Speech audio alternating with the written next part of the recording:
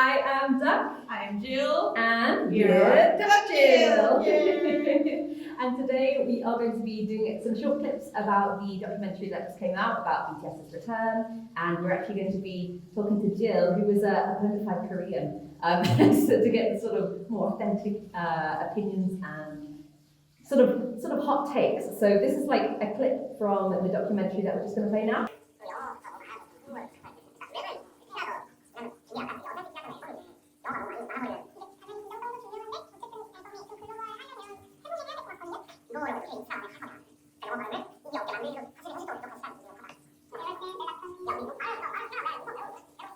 Yeah, so that was like really interesting. So obviously Arirang's the only like fluent English speaker. He's like saying how he sent all the voice notes to catch him up to speed sort of. But that's obviously not a very efficient workflow, and it's a great difficulty. So like the English pronunciation and the introduction of more and more English verses into like K-pop songs. How do you feel about that? I think I quite agree about like the company's view as well, because they want to approach the global fan. So that's why also they are united like after military service. So that's why like at some point like they miss like the 4 months, 4 years.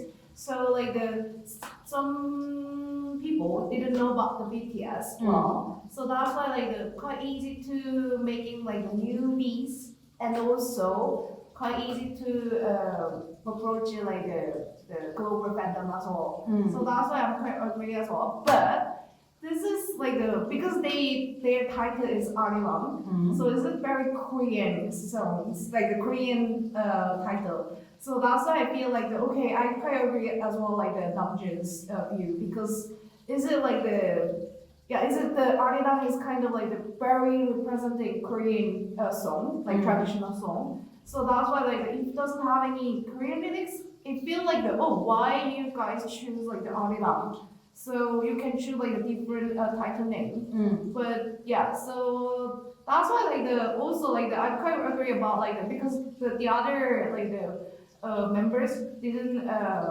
like good at the speaking English, and also like they don't have any like the confidence to speak the English. So that's why they kind of feel like quite overwhelmed to record the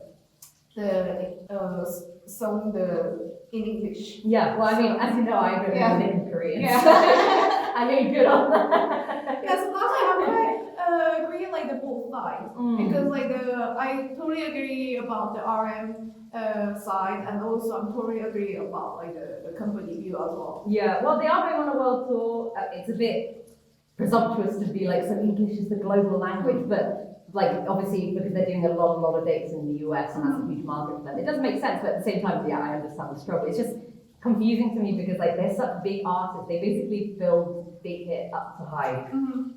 So surely out of anyone, any K-pop group, they should have the freedom to decide to speak. You can see in this clip that they're kind of arguing between, not arguing, but they're wanting more Korean verses, especially like the rap line, to be able to pronounce it properly. But like they're not getting their way. Why is that? Yeah, I think the Korean entertainment company they have more power than the artists, because they are producing all of it for idol. Yeah. So they also still like the idol K-pop boy band. So like basically like the company train them and then making the group and then like the debut. So that's why like they more power. So at the first, like they don't have any powers at the point. So at the first, but after that, like BTS now they have lots of power and popular. So that's why like even like the big kids was very tiny company. Well, the thing is, it used to be like three, wasn't it? Like 1, 2, 3. JYP, YG, and SM was like the three top of the big company, but the big hit was like just very tiny and then like the global power. Yeah. So that's why like they started to move to Japan and US because they don't have any opportunity to show their performance. So they're kind of forced into the global market. Yeah. So yes. So that's my view, and I think this is quite fact. So that's why like they choose the other ways, and then like after that like they got the who's popular, and then they much got power, and then now became like the high. So now is high, the high dominated. Yeah, it's like a monopoly. Yeah. Everyone's just an offshoot of high. Yeah, exactly. Oh, that's interesting. Yeah. Mm-hmm. I think there's always going to be a lot of conflict between like global fans wanting content or like at least quick translations in English, because like on Weverse, sometimes not all the lives are actually able to be captioned in English as well. So like you're kind of you're very interested, you're very passionate, but you just have no idea what's going on. But then again, you have to also understand you're buying into like a music and a culture and an industry which isn't your own, so you're not entitled to that. But obviously, it's like that's the market they're going for. So it's a bit of a tug of war between global and Korean. Yeah, so that's why I can see like this album is quite balanced between the artist's side and the company side. So that's why they choose the title is Arirang, and then like the lyrics is also the English. Yeah. I can see some Korean so well that you would never be able to copy it anyway. Speaking. Yeah, because of awesome.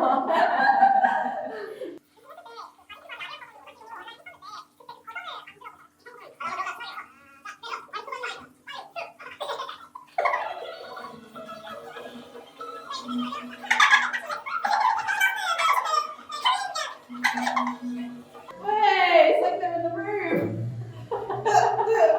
The monkey. Yeah.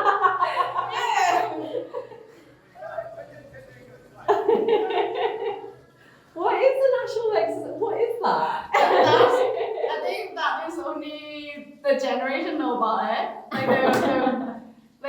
When we are the primary school, I think after second class, I don't remember exactly, but it was so long time ago. The primary school, middle school, like after second class, we have kind of like a milk break. Ooh. So that times we're gonna have the white milk. Right. And then also have some like the exercising time. So that's called like the Saechon-nyeon Health. That means like the kind of like the millennium exercising. So that's why like it takes like I think 3 minutes to 5 minutes. Oh, so wow. like you can see like exactly like something like a Is it actually exercise, or is it just like it's exercising? exercising. Okay. Yeah, it's exercising things. It's like aerobics. Oh yeah, exactly. I'm gonna show later like what is exactly. What did you have to do? What age was that? So So- you said it was primary, right? I think it's in primary and middle school. Yeah. So and then like after the high school during the what was it? Like, Milk time? I think like the physical activity time. Yeah. We're gonna do like the prepare like the before the exercising. We're gonna do like the exercising like the preparing like the stretch for your body. Kind of. That's really good because you're like sick. I wish we did that before work. You have to watch it Exactly. because the sound those are very traditional songs. Mm. So and then like when I heard that the song as well and then the movement, Yeah, I you literally dancing, can feel like back to the teenager or something like that. Definitely need to get you dancing. Yeah.